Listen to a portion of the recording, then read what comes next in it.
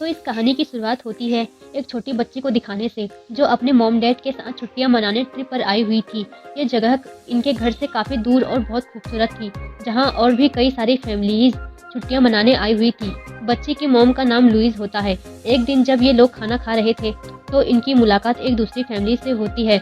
इनमें एक कपल होता है, उनका एक बेटा था। आदमी का नाम पैडी था और उसके बेटे की जुबान नहीं थी, वो बोल नहीं सकता था। अब आज की मुलाकात में ये लोग काफ़ी बातें करते हैं दूसरे के साथ। इन्हें काफ़ी अच्छा लगा, इसलिए ये हर रोज़ इसी तरह एक साथ बैठकर बातें करते और खाना खाते। ऐसे ही इन लोगों में दोस्ती हो जाती है। फिर जैसे ही छुट्टियां खत्म हुई, लुइस और उसकी फैमिली अपने घर, जबकि पैडी और उसकी फैमिली अपने घर चले जाते हैं। घर आकर लुइस अपने हस्बैंड से बात करके उन्हें उन लोगों की तारीफ करती है कि वो कितनी अच्छी आदत के लोग हैं। फिर एक दिन पैडी लुइस के हस्बैंड के पास उनकी तस्वीर मेल करता है और इन्हें अपने घर आने की दावत देता है। अब पैडी और उसकी फैमिली गांव में, जबकि ये लोग शहर में रहते थे, इसलिए ये सोचते हैं कि पता नहीं गांव की ज़िंदगी कैसी होगी।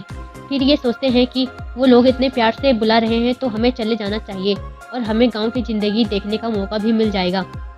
इसलिए लुइस के कहने पर ये लोग कुछ दिन ही उनके घर के लिए निकल जाते हैं। ये जब उनके घर पहुंचते हैं तो पैडी, उनकी वाइफ, काफ़ी खुश हो जाती है। खूब अच्छे से इनका वेलकम किया जाता है। पैडी कहता है, मुझे बहुत खुशी महसूस हो रही है कि तुम लोग हमारे घर आए हो, वरना मैं तो समझ रहा था कि तुम गांव का सोचकर आओगे ही नहीं। फिर ये लोग मिलकर खाना खाते हैं। इसके बाद हम बड़ी ही अजीब चीज़ देखते हैं कि वो लोग लुइस के हस्बैंड से कचरा फेंकवाते हैं और अब वो बाहर आ गया डस्टबिन में कूड़ा फेंकने के लिए। तो तभी उसके पास पैडी का बेटा आ जाता है एंड वो उसे कुछ बताने की कोशिश कर रहा था। शायद वो उसे समझाने की कोशिश कर रहा था कि उसकी आवाज़ कैसे हुई गई, वो गूंगा कैसे हुआ। पर बेचारा बता नहीं पाता, क्योंकि तभी यहाँ पर पैडी आकर उसे अपने साथ ले जाता है। रात को ये लोग काफ़ी देर तक बातें करते हैं। अब लुइस को यहाँ इतना अच्छा नहीं लग रहा था, क्योंकि वो शहर की रहने वाली थी। वो अपने हस्बैंड को कहती है कि एक तो इतना घर छोटा, ऊपर से इतना गंदा, साफ भी नहीं रखा हुआ है, मुझे तो बहुत बुरा लग रहा है। लेकिन फिर भी वो जैसे तैसे एडजस्ट कर रही होती है। अगले दिन पैडी उन्हें जंगल में लेकर गया। वो फिर उन्हें जंगल के पास वाले झील में भी लेकर जाता है, जहाँ ये स्विमिंग करके काफ़ी इंजॉय करते हैं। घर आने के बाद बाकी सब तो खुश थे, लेकिन लुइस का मुंह बन जाता है। वो कहती है, पता नहीं क्यों मुझे अच्छा नहीं लग रहा, ये झील में नहाना, जंगल में घूमना, ये सब क्या है। तब उसका हस्बैंड समझाता है कि देखो, ऐसा कुछ भी अजीब नहीं है जैसा तुम्हें लग रहा है। वो दरअसल तुम पहली बार कर रही हो ना, इसलिए तुम ज़्यादा मत सोचो। तभी उसके रूम में पैडी की वाइफ आती है। वो कहती है, तैयार रहना, आज हम खाना खाने बाहर होटल में जाएंगे। वो जब ये कहकर गई तो लुइस अपनी सोच पर काफ़ी अफसोस करती है कि मैं सच में ज़्यादा ही सोच रही हूँ। ये लोग तो काफ़ी अच्छे हैं, मेहमान नवाज हैं, हमारा कितना ख्याल रख रहे हैं। वो काफ़ी खुश हो गई और जाने के लिए तैयार हो जाती है। फिर जब ये जाने के लिए निकले तो इन्हें पता चलता है कि ये लोग बच्चों को सांस लेकर नहीं जा रहे हैं। एंड और लुइस की बेटी घर ही रहेंगे। बच्चों की देखभाल के लिए पैडी एक बेबी सिटर को बुलाता है, जो उनका ध्यान रखेगा। पर इस वजह से लुइस को अच्छा नहीं लग रहा था, क्योंकि वो इस तरह अपनी बेटी को घर पर अकेला नहीं छोड़ सकती थी। उसका दिल घबरा रहा था, लेकिन उसके पास कोई रास्ता नहीं था। इसलिए वो पैडी की बात मानकर राजी हो गई। अपनी बेटी को अकेला घर पर छोड़कर उनके साथ चली जाती है। ये लोग डिनर करने समुद्र किनारे आए, जो जगह इन लोगों को काफ़ी पसंद आई। लेकिन ये होटल बिल्कुल छोटा सा था। यहाँ होटल का मालिक इनसे काफ़ी अच्छे से बात करने की कोशिश कर रहा था, लेकिन उसका बर्ताव एकदम अजीब होता जा रहा था। और वही इन लोगों के लिए खाना बनाने वाला था। दूसरी तरफ हम घर पर एंड और लुइस की बेटी को देखते हैं। एंड उसे खेलते हुए अपने रूम में कर दिया था, जहाँ वो उसे पैडी की घड़ियों के कलेक्शन दिखाता है। उसे बहुत सारी घड़ियाँ जमा की हुई थी। एक खास घड़ी उठाकर एंड उसे दिखाता है। वो उसे कहता है, समझाते हुए कोशिश करता है कि जिसे लुइस की बेटी समझ नहीं पा रही थी। घड़ी पर लिखे लफ्ज़ों में बस एक लफ्ज़ समझ में आ रहा था, जो एंड का ही नाम था। इधर खाना खाने के बाद पैडी और उसकी वाइफ खूब शराब पी लेते हैं। नशे की हालत में वो अजीब तरह से डांस कर रहे होते हैं। साथ ही उनकी बातें भी अजीब गरीब थी, जिसके लुइस और उसके हस्बैंड को काफ़ी बुरा महसूस हुआ। फिर जब उनके जाने की बारी आई, वो बड़ी आराम से लुइस के हस्बैंड के हाथों में बिल थमाकर बाहर चले जाते हैं। यह देखकर दोनों को फिर बुरा लगा कि मेहमान भी हम हैं और बिल भी हमसे ही दिलवाया जा रहा है, मगर एक बार फिर उनके बोलने का मुंह नहीं पड़ता। इधर एंड और लुइस की बेटी जब सोने गए तो एंड उसे अपने जिस्म पर लगी चोटों के निशान दिखाने लगता है, और तभी वो लोग पार्टी से घर आ गए थे, इसलिए एंड जल्दी से लेट गया सोने का नाटक करने लगता है। लुइस देखती है कि उसकी बेटी सो गई है, इसलिए वो अपने रूम में चली जाती है। अब लुइस की अपने हस्बैंड से बहस हो जाती है। वो कहती है कि ना तो मुझे ये लोग पसंद आ रहे हैं और ना ही इनकी हरकतें, मुझे बहुत बुरा फील हो रहा है, इसलिए चलो यहाँ से जितनी जल्दी हो सके, क्योंकि इतने टाइम में मैं बस यहाँ एडजस्ट ही कर रही हूँ, यहाँ दिल से नहीं रह रही।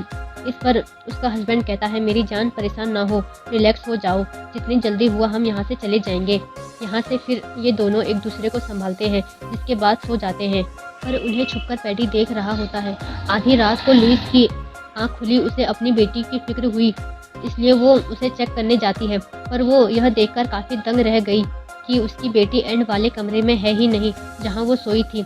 लुइस घबराते हुए पैडी के रूम में गई चेक करने, तो वो वहाँ देखती है कि उसकी बेटी पैडी और उसकी वाइफ के बीच में सोई हुई है, और पैडी तो अजीब हालत में बिना कपड़ों के लेटा हुआ है। यह देखकर तो लुइस का दिमाग खराब हो गया।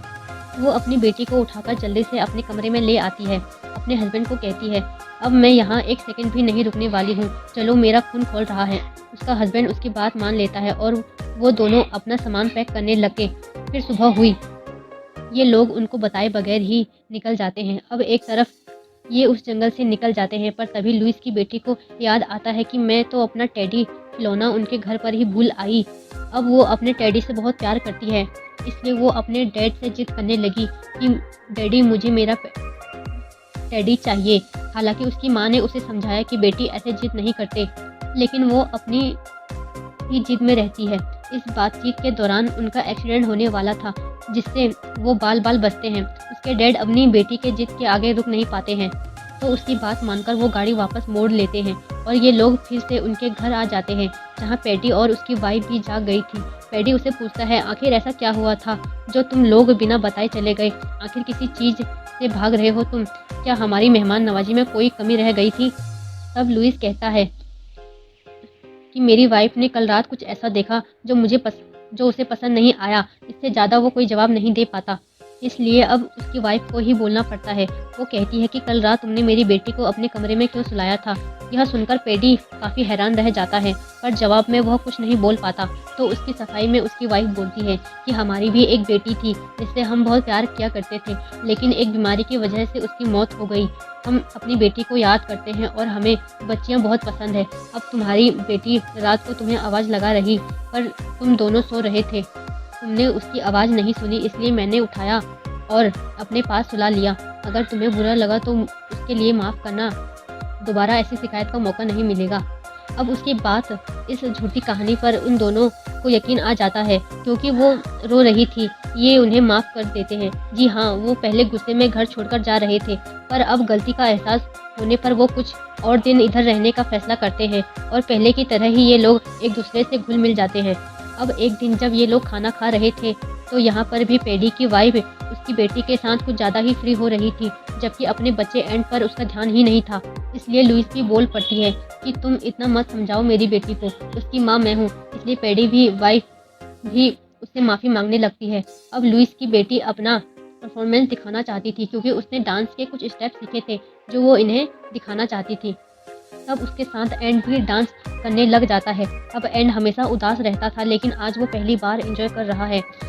खुश नज़र आ रहा था, लेकिन उसकी खुशी उसके बाप पैडी से बर्दाश्त नहीं हुई और वो उसको बीच में रोक देता है कि तुम ठीक नहीं कर रहे, ये किस तरह का डांस कर रहे हो, क्या तुमने सीखा नहीं? बार बार बुरी तरह उसे डांटता है। फिर इस चीज़ को देखकर लुइस की बेटी काफ़ी डर जाती है, जिसके बाद दोनों बच्चे फिर से डांस करने लगे। लेकिन इस बार भी जब एंड की गलती थी तो पैडी फिर से उसे गुस्सा आ गया। इस बार वो उसे अपने जूते को फेंककर मारता है, जो देखकर लुइस को काफ़ी बुरा लगता है। इसलिए वो बोल पड़ती है कि ये क्या कर रहे हो तुम? ये कोई तरीका है बच्चे से पेश आने का? उसके क्या हुआ अगर उसने गलती कर दी तो? बच्चा है वो।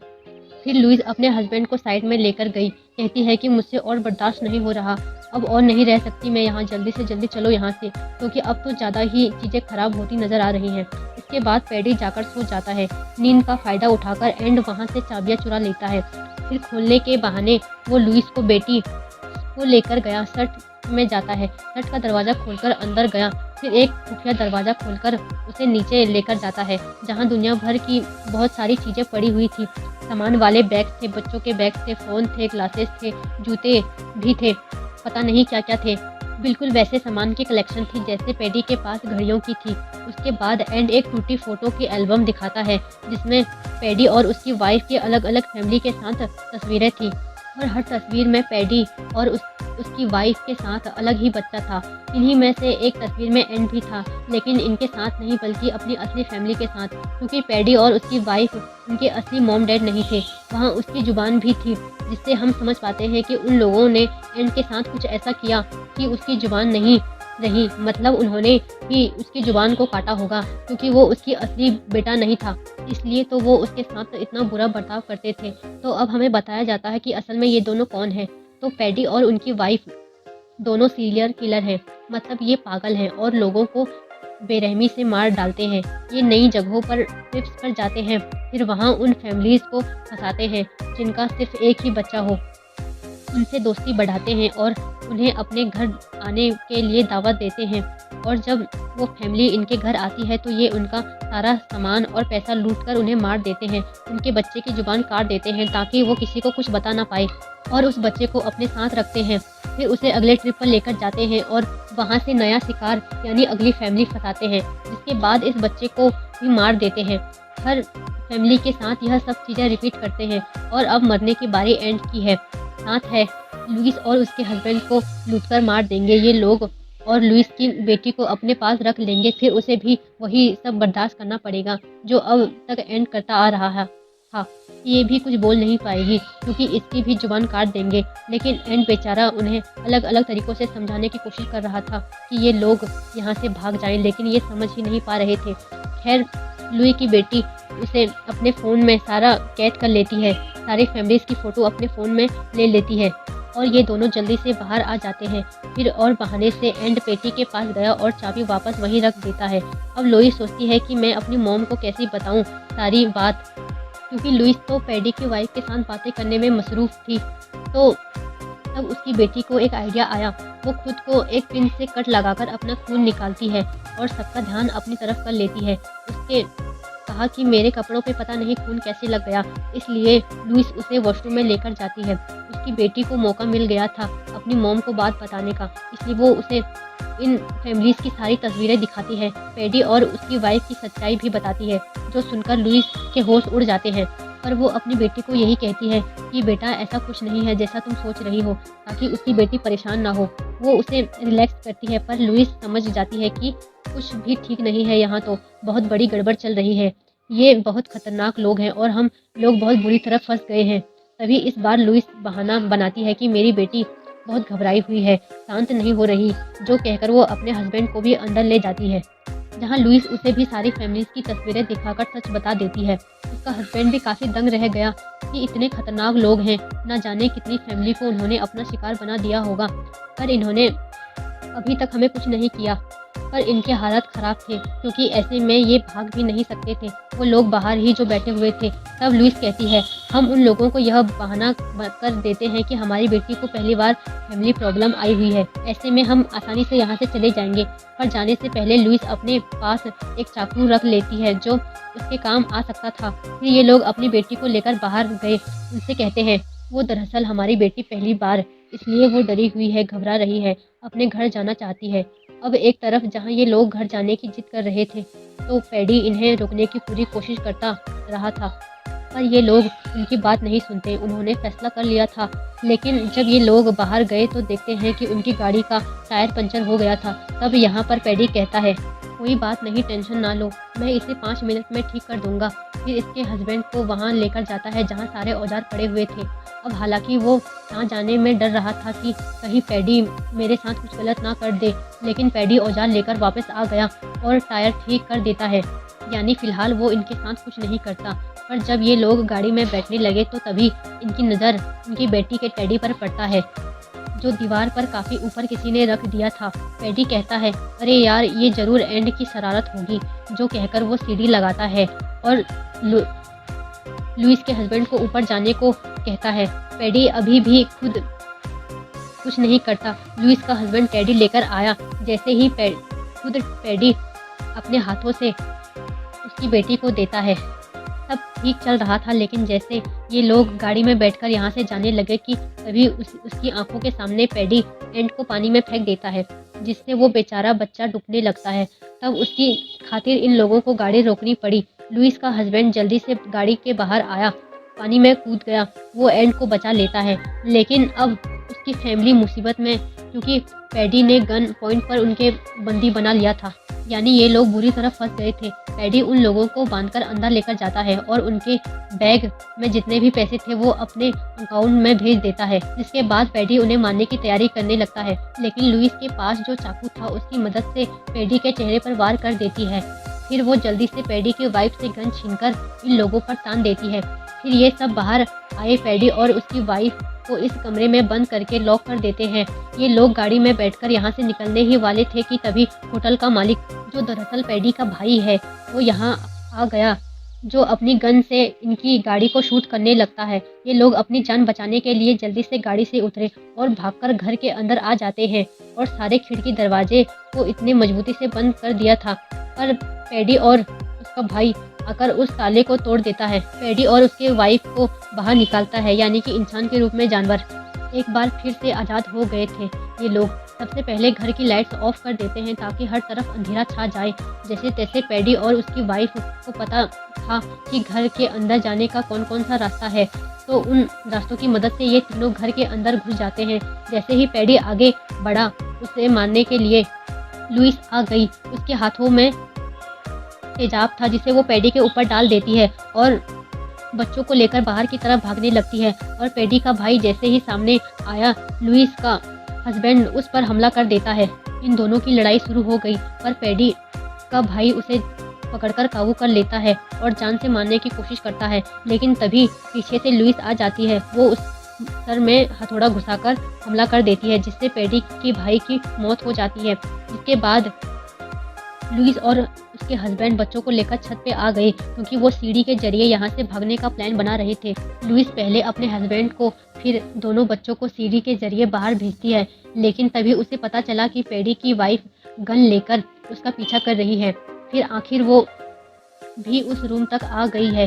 फिर जो बाहर गए इन लोगों को देख लेती है, जिससे वो नीचे आकर गिरी और इस तरह पैडी की वाइफ की मौत हो जाती है। लेकिन उसके गिरने की वजह से सीढ़ी भी गिर गई थी, यानी कि अब उनका उतरना मुश्किल हो गया था। अब लुइस का हस्बैंड अपनी जान पर खेलकर नीचे कूद गया। वो सीढ़ी को खड़ा कर देता है, जिससे वो तीनों नीचे आ जाते हैं। लेकिन जिससे पहले कि वो यहाँ से निकलते, तभी यहाँ पर पैडी आ जाता है। पैडी जो उनकी बेटी को पकड़ लेता है। वो लुइस और उसके हस्बैंड को कहता है कि तुमने मेरी वाइफ को मारा, जान के बदले जान, तुमने मेरी बीवी की जान ली, मैं तुम्हारी बेटी की जान लूंगा। लेकिन लुइस की बेटी, जिसके पास बेहोशी का इंजेक्शन था, वो उसे फौरन ही लगा देती है। कुछ ही सेकंड में इंजेक्शन का असर होना शुरू हो जाता है और पैडी बेहोश हो जाता है। अब लुइस का हस्बैंड चाहता तो उसे खुद मार सकता था, लेकिन वो ये मौका एंड को देता है ताकि वो अपना बदला ले सके, क्योंकि पैडी ने उसे इतनी तकलीफ जो दी थी। इसलिए एंड पत्थर लेकर आया और उससे पैडी को जोर जोर से मारने लगा और उसे तब तक मारता रहा जब तक उसकी जान ना निकल जाए। और फिर वो गाड़ी में बैठे और यहाँ से निकल जाते हैं। अब लुइस ने अपने साथ साथ दोनों बच्चों को भी बचा लिया था। ये लोग एंड को अकेला नहीं छोड़ते और उसे अपने साथ ले आते हैं। एंड के आंखों में एक नई उम्मीद थी जो उसे इस फैमिली से मिली थी, यानी जहाँ पैडी और उसका वाइफ ने उसकी और ना जाने कितने की ज़िंदगी बर्बाद कर दी थी, तो अब कोई भी उनका शिकार नहीं हो पाएगा। और साथ ही इन लोगों की किस्मत अच्छी थी जो ये लोग बच गए। इन्हीं कुछ ऐसी बातों के साथ यह फिल्म इधर ही ख़त्म हो जाती है।